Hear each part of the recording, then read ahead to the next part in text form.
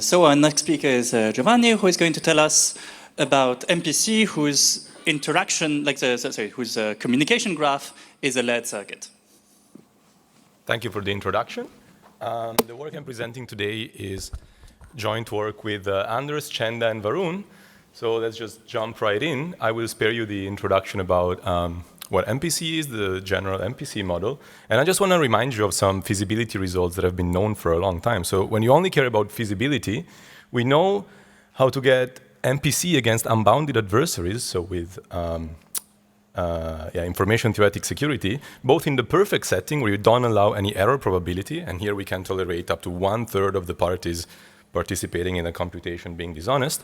But we also know how to get it up to honest majority. You need to assume broadcast channels for this, and we need to drop the security requirement from perfect to allow some negligible error probability in some security parameter. So these results have been known for a long time, and we focus on the feasibility of MPC in a different communication model. This is what we call layered MPC, which some of you might be familiar with as fluid MPC, with the fluidity parameter set to 1. I will not go into details here, but these two models are equivalent. So how does this MPC model actually work?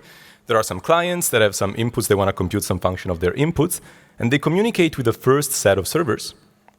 So they encode their input. Some of these servers, let's say 1/fraction of each set of servers can be corrupted, one half, for example. They encode their inputs, communicate with the first set of servers, and now this first set of servers communicates only one time with the following set of servers, again, some of which can be corrupted.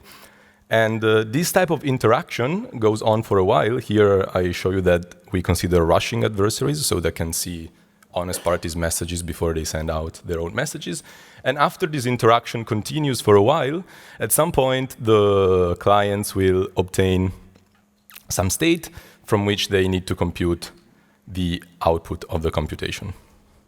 Okay, so the communication graph is a layer graph. This is why we call it layer MPC. So what can we actually do in this very kind of hard communication model? Well, it's known since last year from this paper that was published at Crypto that we can actually achieve perfect security if we assume that at most 1/3 of the parties in each of these layers that I show you, by the way, each layer is composed of entirely new parties, if this was not clear from the picture before, we can tolerate up to 1/3 of the parties corrupted in each layer.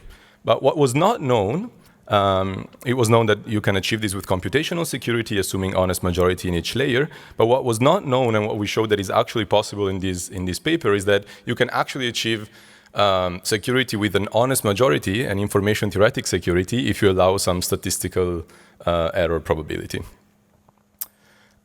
Interestingly, I will give you a theoretical justification for this work. Protocols in the layered model actually imply security in this very old model that was introduced by Ostrowski and Jung, which is called proactive MPC.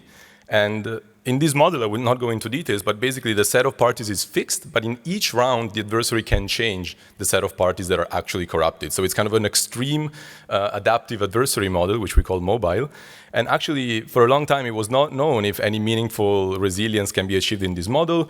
And with these two results on layered MPC, this old standing problem is finally settled. If you get a layered protocol and you just assume the minimal assumption of secure erasures, so that parties can securely erase their state after sending messages, actually this gives you for free proactive MPC protocols, and maximally here just means that the adversary can corrupt new parties in every single round, not like every K rounds.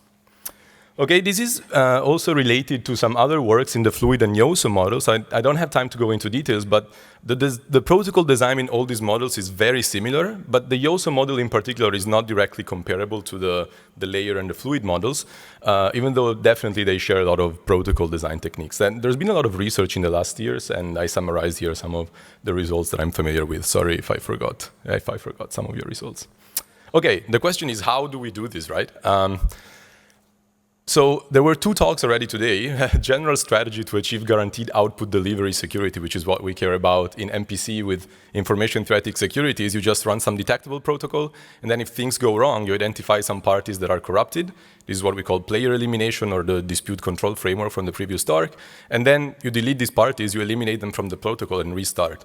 However, these techniques really fall short in this setting because the new parties that come online are new parties. So even if you delete some old parties that were corrupted, then this does not really help. So the only other way that I know, but I think everybody knows, to achieve information-theoretic security with guaranteed output is to start from primitives that basically guarantee you full security from the outset. And in particular, I mean start from some linear verifiable secret sharing time primitive. So since we don't know any other approaches, this is also the approach that we follow. And I want to explain to you one single step of this construction. These are the steps in our protocol. How do we go from distributed commitments to verifiable secret sharing? So there's no time to talk about everything, but I think this is like didactically interesting, so let me just talk about this.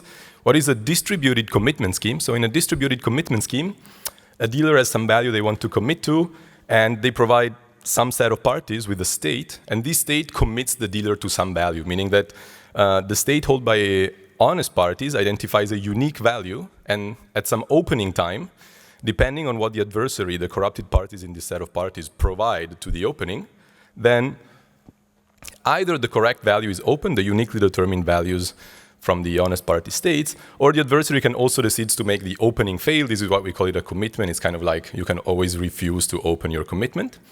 But importantly, it's not possible to open the commitment to a different value than what was committed. So what you would expect from a commitment scheme.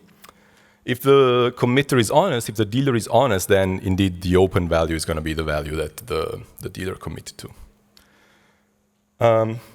Verifiable, we also require a linear property from our commitment scheme. So if two states are committed to from the same dealer, then if the parties holding the states locally add up these states, then at opening time, actually the value that is open will be either a failed opening, but if it succeeds, it's going to be the sum or the linear combination of the uniquely determined values by the honest party states in this set of parties.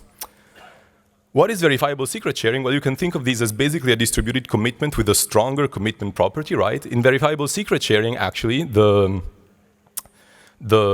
state held by honest parties identifies a unique value, but there's no way for the corrupted parties to make the opening fail at opening time. So you're guaranteed that when it's opening time, or in verifiable secret sharing language, reconstruction time, then the value will be indeed reconstructed. If the dealer is honest, you reconstruct the value that was intended by him. And the linearity property that we require of verifiable secret sharing for MPC is actually much stronger.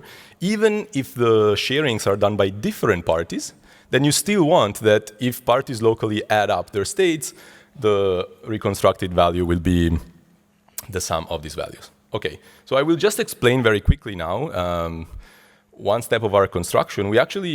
So there's many constructions going from distributed commitments to verifiable secret sharing, but they don't really work out in the layered setting. So we come up with a very simple reduction from distributed commitment to verifiable secret sharing that, just assuming honest majority, actually preserves the perfect security. So if you assume that you have some perfect distributed commitments, which you actually cannot get with honest majority, then you get verifiable secret sharing with perfect security. I just think this is like kind of independently interesting from the layered setting. So I will just explain this in the non-layered setting because it's really hard to explain layered protocols with pictures. And if you want to talk about the layered protocol, I'm happy to discuss later. So what does the dealer do? The dealer wants to verifiably secret share their secret, right? And we have access to a distributed commitment scheme.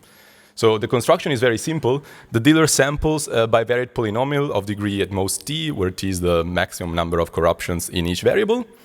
And now this picture represents every colored point is the evaluation of this polynomial at some pair of values, right? Like f, I, j. So these evaluations are given to a set of parties. Each party receives one of the vertical projection of a polynomial. Now and the dealer also commits to the coefficients, every single coefficient using the distributed commitment of the bivariate polynomial. These parties receive the polynomials, and now they also commit to the polynomials they have received. And why do you think this is interesting? Well, you already have a distributed commitments of the dealer coefficients, which means that you have actually also a commitment to the secret, because linearly you can compute the secret as a linear combination of the coefficients. But the problem is that the dealer might refuse to open their commitments at opening time, right? So we need to fix this. How do we prevent the dealer from making the opening fails? Well, we hope that if instead of the dealer, it's a set of parties committing, now we can leverage the honest majority to kind of make sure that at opening time, enough of these commitments are opened so that we can actually reconstruct the secret. But now we have a problem because it's not obvious that these vertically committed polynomials by the parties actually match the polynomial that was committed to from the dealer, right? So everything else we do now in this protocol is to kind of make sure that these polynomials are indeed matching the polynomials committed by the dealer. So what do we do? The horizontal evaluation points are actually reconstructed or open in the language of commitment towards a single party. Here I'm just doing one horizontal evaluation, but we do this for all the evaluations. And now this party checks if this open value match up. So are the open value from the dealer the same as the open values from the other parties? And if, like in this case, one value does not match or some of the openings fail, let's say, now this guy publicly complains and said, hey, these values are not the same. What are we going to do about this? And these values are publicly open towards everybody. Now everybody can see, oh wow, one of these two guys were cheating because these two values are not the same. So what you can actually do is simply open the commitment to the whole vertical projection that was done by the dealer. And now this vertical projection is open, and we are doing this, I'm explaining for one guy, but we're doing this for all the horizontal projections, right? And this is actually the end of the sharing phase, which seems quite counterintuitive, but since we have commitments, this actually already implies that all the polynomials that are not opened match up with the dealer's polynomial, because, oh well, if a polynomial did not actually match with the dealer's, it must differ from the dealer's polynomial in enough points, t+1, such that at least one honest guy checking the horizontal projections would have noticed, and he would have complained, and then the polynomial would have been open. So now, at reconstruction time, we simply take any t+1 of these polynomials among the ones that were reconstructed during the sharing or the ones that are opened during the opening time, and we can interpolate the secret. And this guarantees that the opening cannot fail because there are t+1 honest parties, and there are always enough polynomials to actually interpolate the secret. Unfortunately, I don't have time to explain any more details of our constructions, but I'm happy to talk afterwards. Thank you for your attention, and just let me know if you have any questions.